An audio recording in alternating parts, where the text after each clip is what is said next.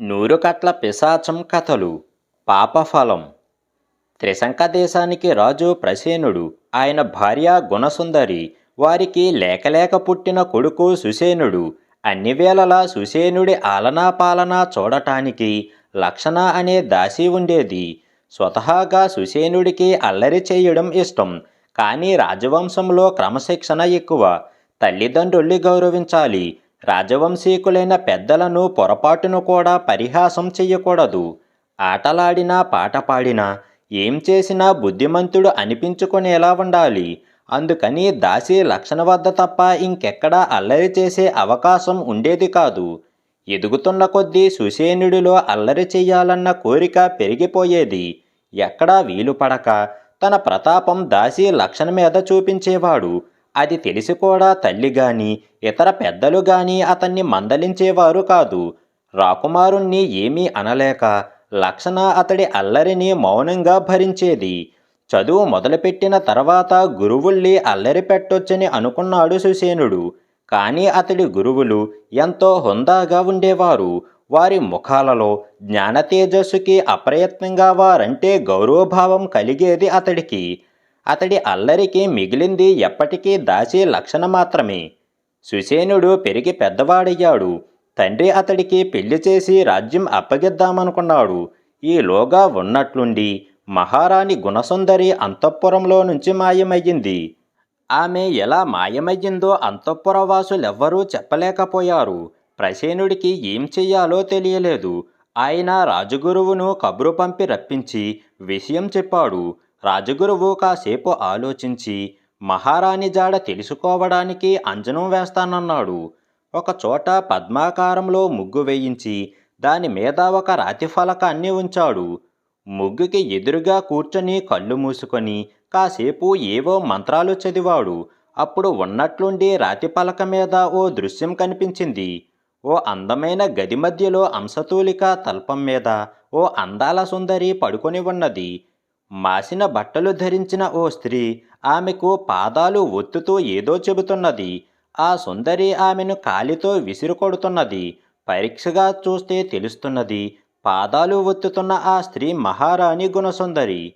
ఈ దృశ్యం మహారాజుతో పాటు సుసేనుడు కూడా చూశాడు. ఇద్దరూ చలించిపోయారు. కాసేపటికి రాజగురువు మంత్రోచ్చరణ ఆపి కళ్ళు తెరిచాడు.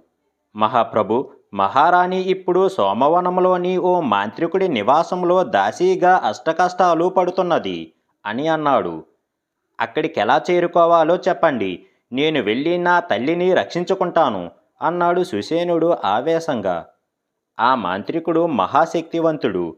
వాణ్ణి చంపటం సామాన్యుల వల్ల కాదు అన్నాడు రాజగురువు. కన్నతల్లిని మాంత్రికుడి బారి నుంచి కాపాడి తీసుకురాలేకపోతే నాకు రాజయ్యే అర్హత లేనట్లే. నా మీద దయతో ముందు నాకు సోమవనానికి వెళ్ళే దారి చెప్పండి అన్నాడు సుసేనుడు. అప్పుడు ప్రసేనుడు కలుగజేసుకొని, కుమారా, నేను వృద్ధుడినైపోతున్నాను. ఇక ఈ రాజ్యభారం నీదే. నేడే నిన్ను రాజ్యాభిషిక్తుణ్ణి చేస్తాను. నువ్వు పరిపాలనా బాధ్యతలు స్వీకరించు. నేను వెళ్ళి నీ తల్లిని మాంత్రికుడి బారి నుంచి కాపాడి తీసుకువస్తాను. నా సమర్థత మీద నమ్మకముంచు అని అన్నాడు. సుసేనుడు ఒప్పుకోలేదు. మీరు మీ సమర్థతను నిరూపించుకునే ఈ దేశానికి రాజయ్యారు. రాజయ్యాక కూడా ఎన్నో మార్లు మీ సమర్థత నిరూపించుకున్నారు. నేనింకా నా సమర్థత నిరూపించుకోవలసి ఉన్నది. ఆ తర్వాతనే నేను సింహాసనం అధిష్ఠిస్తాను. నాకు అనుమతి ఇవ్వండి అని అన్నాడు. చివరికి ప్రసేనుడు ఒప్పుకున్నాడు. రాజగురువు అతడికి సోమవనానికి వెళ్ళే మార్గం చెప్పాడు. ఆ రోజే సుసేనుడు తల్లి కోసం అన్వేషిస్తూ ఇల్లు వదిలి బయలుదేరాడు. రాజగురువు చెప్పిన దారిలోనే పయనిస్తూ అతడు ఒక దట్టమైన అరణ్యం చేరుకున్నాడు. అందులో కొంత దూరం వెళ్ళాక ఒక విచిత్రమైన దృశ్యం చూసి ఆగిపోయాడు. అక్కడ ఒక చెట్టు కింద ఒక ముని తపస్సు చేసుకుంటున్నాడు. ఒక పెద్ద కొండ చిలువ ఆయన్ను నెమ్మది నెమ్మదిగా సమీపిస్తున్నది. సుసేనుడు వెంటనే కత్తి దూసి ఆ కొండ చిలువను ముక్కలు ముక్కలుగా నరికాడు. వెంటనే కొండ చిలువ మాయమయ్యింది. అక్కడ పెద్ద ఆర్తనాదం వినిపించింది. సుసేనుడు ముందు ఒక దేవతా పురుషుడు ప్రత్యక్షమై, నీ కారణంగా నాకు శాప విముక్తి లభించింది. అందుకు ప్రతిఫలంగా నీకీ ఉంగరం ఇస్తున్నాను. శిష్టరక్షణకు పూనుకున్నప్పుడు నిన్ను ఇది అజేయుణ్ణి చేస్తుంది. నీకు శుభం జరుగుతుంది. సెలవు అని మాయమైపోయాడు. సరిగ్గా అప్పుడే తపస్సు చేసుకుంటున్న ముని కూడా కళ్ళు తెరిచాడు. సుసేనుడు ఆ మునికి సాష్టాంగ నమస్కారం చేసి తన కథ చెప్పుకున్నాడు. ముని అతన్ని దీవించి, ఈ కొండ చిలువ చాలా ఏళ్లుగా నా తపస్సుకు భంగం కలిగిస్తున్నది. దీని బారి నుండి నన్ను రక్షించావు. నీకు జయము కాగలదు. వెళ్ళు అని అన్నాడు. సుసేనుడు ఆశ్చర్యంగా, స్వామి, తమరు తపోసంపన్నులు కదా, ఇన్నేళ్లుగా ఈ కొండ చిలువను ఏమీ చెయ్యలేకపోయారా అని అడిగాడు. ముని బాధగా నవ్వి, ఏ పాపానికైనా పరిహారం ఉండొచ్చు, స్వయంకృతాపానికి నిష్కృతి లేదు అని తన కథ చెప్పాడు. ఒకరోజు ఆ దేవతా పురుషుడు భార్యతో సరదాగా ఆటలాడుతున్నాడు. పరుగులు పెడుతూ పెడుతూ తపోనిష్టలో ఉన్న మునిని చూసుకోకుండా కాలితో తన్నాడు. మునికి కోపం వచ్చింది. వెంటనే శపించాడు కొండ చిలువుగా మారిపోమ్మని. అతడప్పుడు ముని కాళ్ళ మీద పడి, ఇది అనుకోకుండా జరిగిందే తప్ప కావాలని చేసిన తప్పు కాదు. నన్ను మన్నించి మీరిచ్చిన ఈ శాపం వెనక్కు తీసుకోండి అని వేడుకున్నాడు. ముని శాంతించి, శాపం వెనక్కి తీసుకోవడం నా వల్ల కాదు. అయితే మాతృభక్తి పరాయణుడైన రాజకుమారుడి చేతిలో నీకు చావు లభించినప్పుడు నీకు శాప విముక్తి లభిస్తుంది అని చెప్పాడు. అప్పుడా దేవతా పురుషుడికి కోపం వచ్చింది. నా వల్ల అనుకోకుండా జరిగిన చిన్న పొరపాటుకు ఇంత ఘోర శాపము ఇచ్చావు. నాకు శాప విముక్తి అయ్యే వరకు నీ తపస్సు సరిగా జరగనివ్వను అని అన్నాడు. ముని ఈ కథ చెప్పి, ఆ దేవతా పురుషుడు కొన్నేళ్లుగా నన్ను కొండచిలువ రూపంలో వేధిస్తున్నాడు. తపోశక్తి ఉన్నదనే అహంకారంతో తెలియక తప్పు చేసిన వాణ్ణి శపించాను. అలా నా శక్తి దుర్వినియోగం చెయ్యడం వల్లనే ఇన్నేళ్ళు నేను ఆ కొండచిలువను ఏమీ చెయ్యలేకపోయాను అని అన్నాడు. తప్పు చేస్తే మునులు కూడా కర్మఫలం అనుభవించక తప్పదని గ్రహించాడు సుసేనుడు. తరువాత అతడు అక్కడి నుంచి బయలుదేరి సోమవనం చేరుకున్నాడు. ఆ వనం మధ్యలో ఓ అద్భుతమైన భవనం ఉన్నది. ఆ భవనం చుట్టూ ఎందరో బలమైన రాక్షసులు కాపలాగా తిరుగుతున్నారు. సుసేనుడు ఆ భవనంలో అడుగుపెట్టడానికి భయపడ్డాడు. క్రమంగా ధైర్యం తెచ్చుకొని ముందడుగు వేస్తే ఎవ్వరూ అతన్ని అడ్డగించలేదు. అతడు ధరించిన ఉంగరం ప్రభావం వల్ల ఇతరులెవ్వరికీ కనబడటం లేదో ఏమో, లోపల అడుగుపెట్టిన తర్వాత కూడా అతన్ని ఎవ్వరూ అడ్డగించలేదు. అలా భవనమంతా తిరిగి తిరిగి చివరకు ఓ గదిలో అతడు తన తల్లిని చూశాడు. అప్పుడామె అక్కడ ఓ అందాల యువతికి పాదాలు నొక్కుతున్నది. అమ్మా అని పిలిచాడు సుసేనుడు. వెంటనే గుణసుందరి వెనక్కి తిరిగి చూసి, బాబు సుసేనా అని పరుగున వచ్చి అతన్ని కౌగిలించుకున్నది. అప్పుడే ఆ యువతి కూడా మంచం మీద నుంచి లేచి సుసేనుణ్ణి చూసి సిగ్గుతో తల వంచుకున్నది. సుసేనుడు ఆ యువతిని గుడ్లూరిమి చూశాడు. దాసీల చేత ఉపచారాలు చేయించుకునే నీ చేత దాసీ పని చేయించుకుంటున్న ఈ యువతిని ముందుగా మట్టుబెడతాను. తర్వాత నిన్నెక్కడికి తెచ్చిన మాంత్రికుణ్ణి తుదముట్టిస్తాను అన్నాడు కోపంగా. గుణసుందరి అతన్ని వారించింది. ఈమె ఎవరనుకున్నావు? త్రిపుటదేశ రాకుమారి రంజని, సకల గుణ సంపన్నురాలు. ఈమెను శక్తిరూపుడనే దుష్టమాంత్రికుడు ఎత్తుకువచ్చాడు. తనను పెళ్లి చేసుకోమని రోజూ వేధిస్తున్నాడు. ఈమె తన మాట వినడం లేదని ఆ శక్తిరూపుడు ఒక రోజున నన్నిక్కడికి ఎత్తుకువచ్చాడు. రంజనిని పెళ్లికి ఒప్పించే బాధ్యత నాకు అప్పగించాడు. వాడు పెట్టే హింసలు భరించలేక నాకిష్టం లేకపోయినా శక్తిరూపుణ్ణి పెళ్లి చేసుకోమని ఈమెకు రోజూ నేను నచ్చజెబుతున్నాను. ఎన్ని బాధలైనా సహిస్తున్నది గాని తానా దుష్టమాంత్రికుణ్ణి పెళ్లి చేసుకునేది లేదని రంజని ధైర్యంగా చెబుతున్నది. నా మాటలు నచ్చక నేను మాంత్రికుడి మనిషిని అనుకొని అప్పుడప్పుడు నన్ను కాలితో విదిలిస్తున్నది. ఆమె చర్యలను నీవు అపార్థం చేసుకోకు అని జరిగినదంతా వివరించింది గుణసుందరి. ఈలోగా అక్కడికి శక్తిరూపుడు రానే వచ్చాడు. వాడు సన్నగా పొడుగ్గా 7 అడుగుల ఎత్తు ఉన్నాడు. సుసేనుణ్ణి చూస్తూనే వాడు చెయ్యి ముందుకు చాపాడు. వెంటనే సుసేనుడు మరుగుజ్జుగా మారిపోయాడు. శక్తిరూపుడు వికటాటహాసం చేస్తూ మరుగుజ్జు సుసేనుణ్ణి చేత్తో పట్టుకున్నాడు. అక్కడ్నుంచి భవనం బయటకు వచ్చి బలం కొద్దీ దూరంగా విసిరేశాడు. సుసేనుడు గాలిలో తేలుతూ వెళ్ళి ఒక చోట పడ్డాడు. అతడికి ఏమీ దెబ్బలు తగలలేదు. క్రింద పడగానే అతడికి ఆకారం కూడా ఎప్పటిలాగా మారిపోయింది. చుట్టూ చూడగానే అతడికి కనులు మూసుకొని తపస్సు చేసుకుంటున్న ముని కనిపించాడు. ముని ఎప్పుడు కళ్ళు తెరుస్తాడా అని అక్కడే ఉండి ఎదురు చూడసాగాడు సుసేనుడు. కాసేపటికి ముని కళ్ళు తెరిచాడు. సుసేనుణ్ణి చూసి దగ్గరకు రమ్మని ఆప్యాయంగా పిలిచాడు. సుసేనుడు ఆయనకు జరిగింది చెప్పి, స్వామి, ఎందుకో ఆ దేవతా పురుషుడు ఇచ్చిన ఉంగరం నాకు పని చెయ్యలేదు అని అన్నాడు. మాంత్రికుడి భవనానికి కాపలాగా ఉన్న దుష్టుల కళ్ళు నీ మీద పడకుండా ఈ ఉంగరమే నిన్ను కాపాడింది. అయితే నీకీ ఉంగరం శిష్టరక్షణకు మాత్రమే ఉపయోగపడుతుంది. నీ తల్లి రక్షణకు పనికి రాలేదంటే నీ తల్లి శిష్టురాలై ఉండదు అన్నాడు ముని. ఆ మాటలకు సుసేనుడికి చాలా కోపం వచ్చింది. మా అమ్మ కంటే శిష్టురాలు ఈ లోకంలోనే ఉండదు. అమ్మను రక్షిస్తే ఆ రంజనిని కూడా రక్షింపబడుతుంది కదా. బహుశా రంజని శిష్టురాలై ఉండదు, లేదా ఈ ఉంగరంలోనే ఏదో తేడా ఉండి ఉండాలి అని అన్నాడు. ఉంగరంలో తేడా ఉంటే మాంత్రికుడు విసరగాని నువ్వు ఈ కొండరాళ్లకు గుద్దుకొని ప్రాణాలు పోగొట్టుకొని ఉండేవాడివి. ఈ ఉంగరమే నిన్ను క్షేమంగా నా వద్దకు చేర్చింది అన్నాడు ముని. తర్వాత ఆయన దివ్య దృష్టితో నిజం తెలుసుకొని, అసలు సంగతి నాకు తెలిసింది. స్వయంకృతాపరాధానికి ఎవరికైనా శిక్ష తప్పదు. నీ తల్లి ఇదివరలో తాను చేసిన పాప ఫలితం ఇప్పుడు అనుభవిస్తున్నది. అందుకే నువ్విప్పుడు ఆమెను రక్షించలేకపోయావు అని అన్నాడు. నా తల్లి పాపం చేసిందా? నమ్మలేకుండా ఉన్నాను అన్నాడు సుసేనుడు ఆశ్చర్యంగా. ప్రత్యక్షంగా ఆమె పాపం చేసి ఉండకపోవచ్చు, కానీ పరోక్షంగా పెద్ద పాపమే చేసింది. 14 ఏళ్ళు వచ్చేదాకా బిడ్డలు చేసే తప్పులు తల్లివి.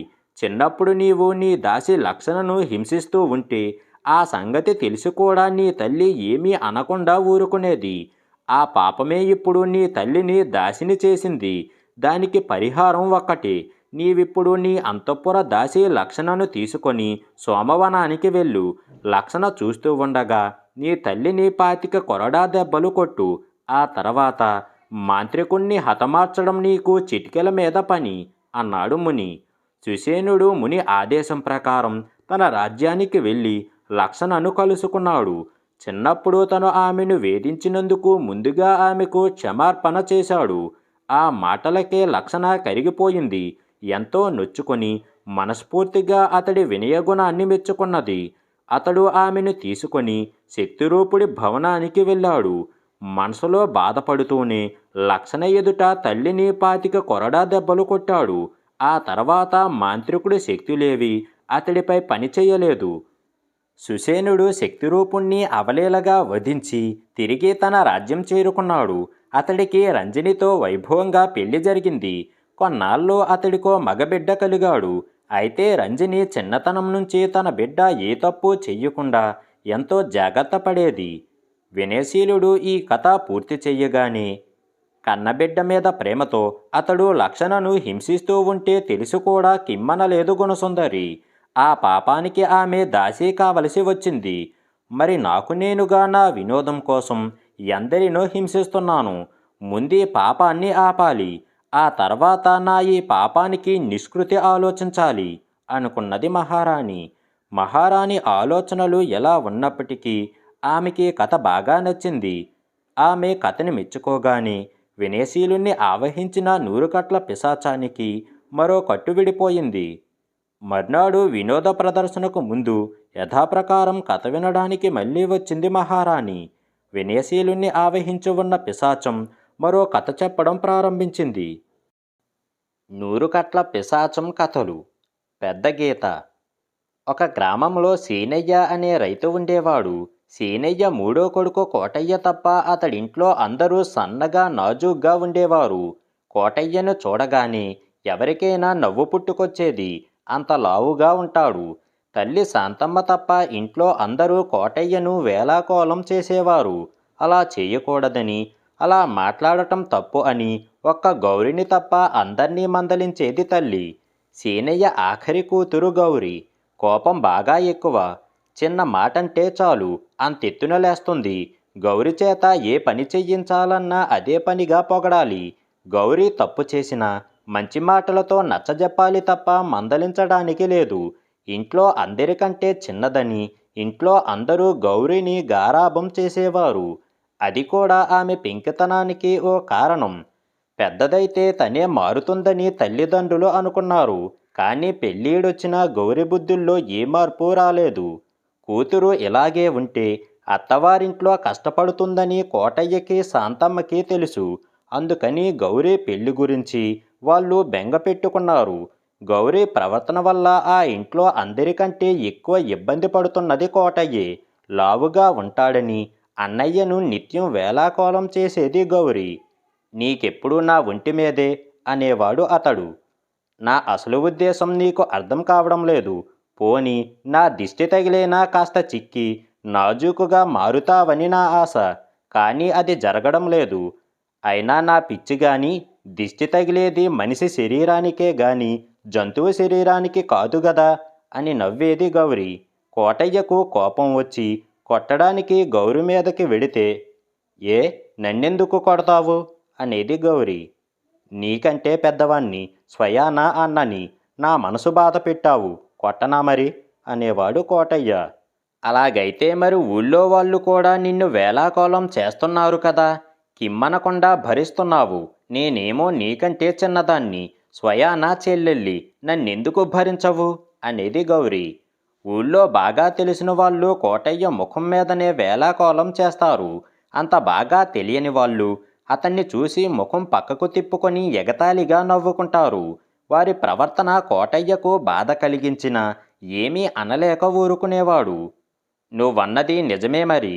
నేను నిన్ను కొట్టకూడదు, కానీ నువ్వు కూడా నన్నిక మీదట నా లావు గురించి వేళాకోళం చెయ్యకూడదు అనేవాడు కోటయ్య. నువ్వు అదుపు చెయ్యాల్సింది నన్ను కాదు, నీ లావుని అని ఈసడించేది గౌరీ. ఆ విషయం కోటయ్యకు తెలుసు.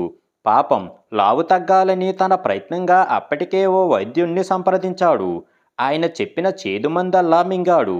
ఫలితం కనబడలేదు. ఇలా ఉండగా ఒకరోజు పొరుగుల్లో పొలం అమ్మకానికి వచ్చినట్లు సీనయ్యకు తెలిసింది. ఈ బేరాల్లో కోటయ్య ఘటికుడు.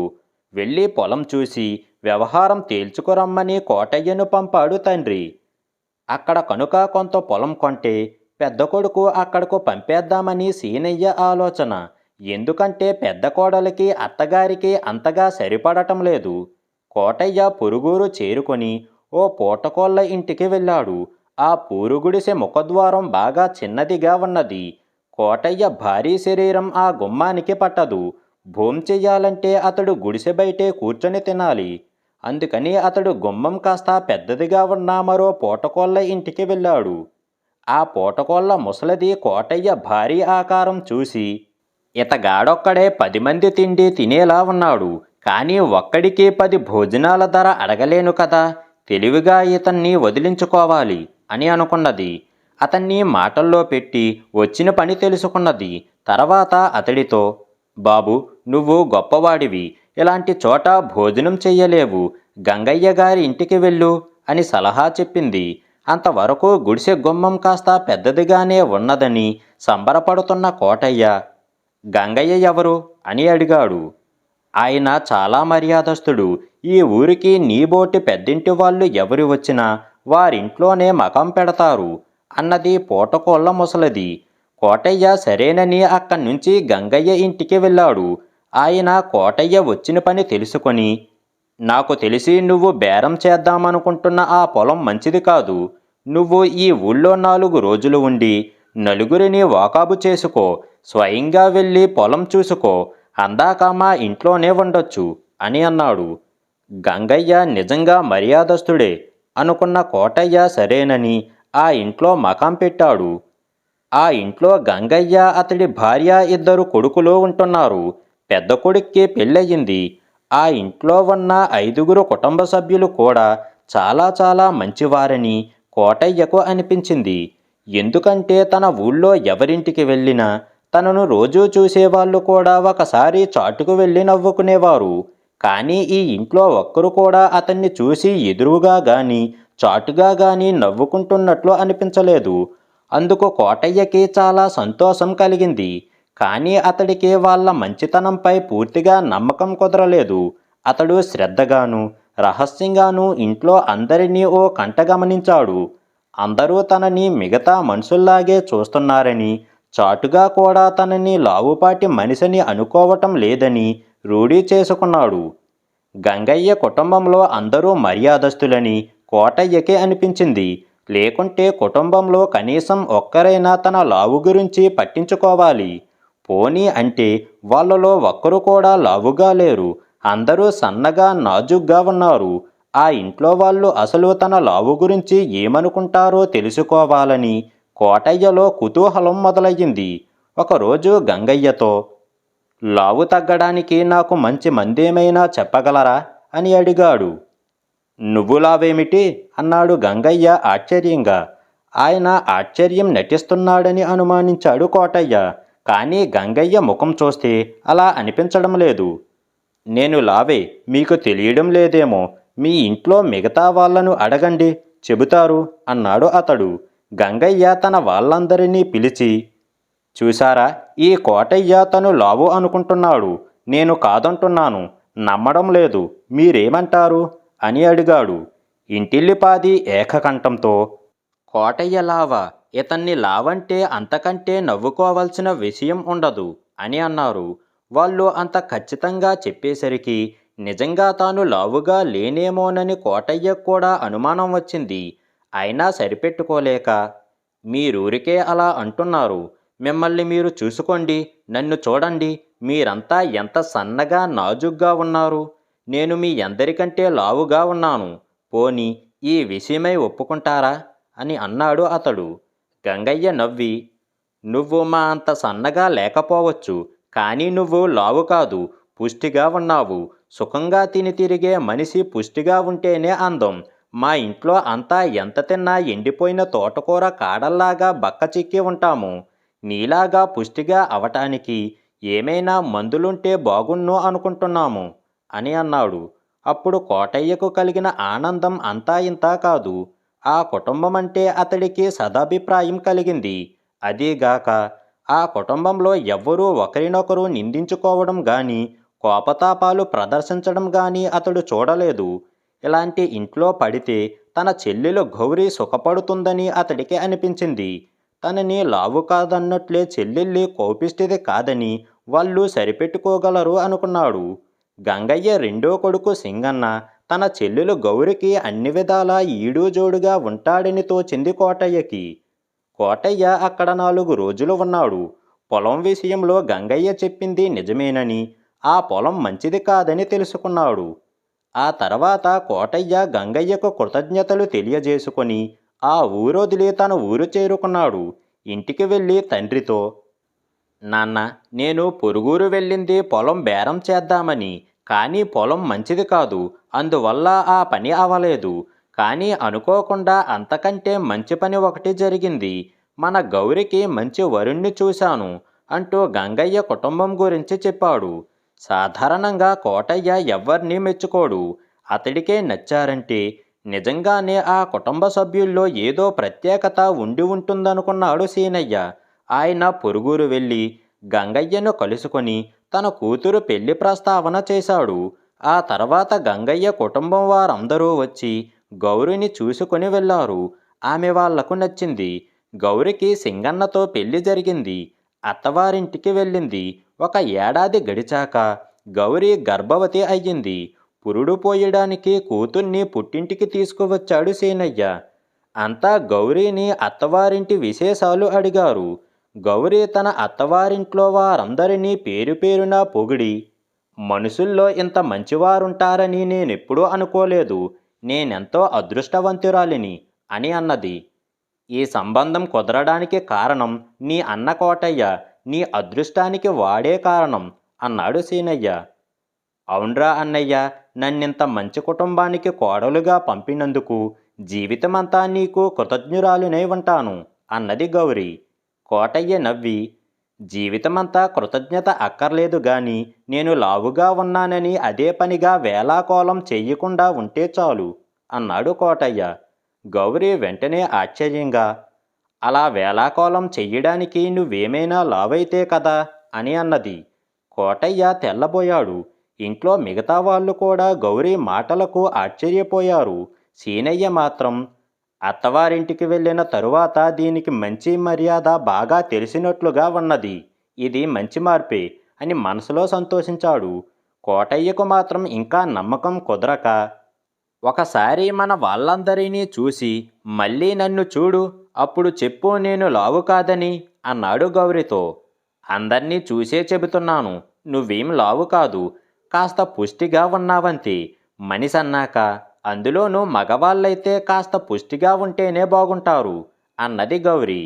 చెల్లెల్లో ఇంత మంచి మార్పు తీసుకొచ్చిన గంగయ్య కుటుంబాన్ని మనసులోనే మెచ్చుకున్నాడు కోటయ్య. నెలలు నిండాక గౌరీ పండంటి మగపిల్లవాడిని కన్నది. కూతుర్ని అత్తగారింట్లో దిగబెట్టి రావటానికి తోడుగా కోటయ్యను పంపించాడు సీనయ్య. కోటయ్యకు కూడా గంగయ్య ఇంటికి వెళ్ళి కొన్నాళ్ళుండి రావాలని ఉన్నది. చెల్లెల్ని తీసుకుని వెళ్ళినప్పుడు ఈసారి గంగయ్య ఇంట్లో ఓ కొత్త మనిషి ఉన్నది. ఆమె గంగయ్య చెల్లెలు రంగమ్మ. చిన్నప్పుడే భర్త పోవడం వల్ల ఆమె అన్నగారి వద్దనే ఉంటున్నది. గౌరీ పెళ్లికి ముందు ఆమె తీర్థయాత్రలకు వెళ్ళిందట. పెళ్ళైన కొన్నాళ్లకు తిరిగొచ్చిందట. కోటయ్య ఆమెను చూస్తూనే మ్రానపడిపోయాడు. ఆమెది పర్వతాకారం. ఆ మనిషి కోటయ్యకు 3 రెట్లు తక్కువ ఉండదు.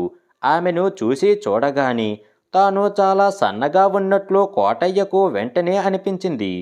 గంగయ్య ఇంట్లో వాళ్ళెవరూ తనను లావు అనకపోవటానికి అసలు కారణం అతడికి ఇప్పుడు తెలిసి వచ్చింది. గీత ఎంత పెద్దదైనా దాని పక్కనే ఇంకా పెద్ద గీత గీస్తే మొదటి గీత చిన్నదైపోతుంది కదా. రంగమ్మ పెద్ద గీత అయితే తాను చిన్న గీత, తనను లావు అనలేదు కదా అని. గంగయ్య కుటుంబీకులు మంచివాళ్ళని కోటయ్య అనుకున్నాడు. కానీ వాళ్ళు తనను లావు అనకపోవడానికి వేరే కారణం ఉన్నది. అయినా వాళ్ళు నిజంగా మంచివాళ్లే కావడం తన చెల్లెలు గౌరీ అదృష్టం. ఆ తర్వాత నుంచి తనను ఎవరైనా లావుగా ఉన్నావని గేలి చేస్తే వాళ్ళను తన చెల్లెలి ఇంటికి పంపిస్తూ ఉండేవాడు కోటయ్య. ఏది ఏమైనా ఆ తర్వాత నుంచి తాను లావుగా ఉన్నాననే బాధ కోటయ్యకి లేకుండా పోయింది. వినయశీలుడు ఈ కథ ముగించగానే మహారాణి, లావులో కోటయ్యకు తనకంటే పెద్ద గీత దొరికి ఉండవచ్చు, కానీ దుర్మార్గంలో నేనే అందరికన్నా పెద్ద గీతను. కోటయ్య లావు తగ్గకపోవటానికి మందులు లేకపోవచ్చు, కానీ నేను దుర్మార్గాల్ని వదులుకోవడానికి సన్మార్గంలో ప్రవర్తించడమే గొప్ప మందు అని అనుకున్నది. మహారాణి ఆలోచనలు ఎలా ఉన్నప్పటికీ ఆమెకి కథ బాగా నచ్చింది. ఆమె కథని మెచ్చుకోగానే వినయశీలుని ఆవహించిన 100 కట్ల పిశాచానికి మరో కట్టు విడిపోయింది. మర్నాడు వినోద ప్రదర్శనకు ముందు యథాప్రకారం కథ వినడానికి మళ్ళీ వచ్చింది మహారాణి. వినయశీలుని ఆవహించి ఉన్న పిశాచం మరో కథ చెప్పడం ప్రారంభించింది.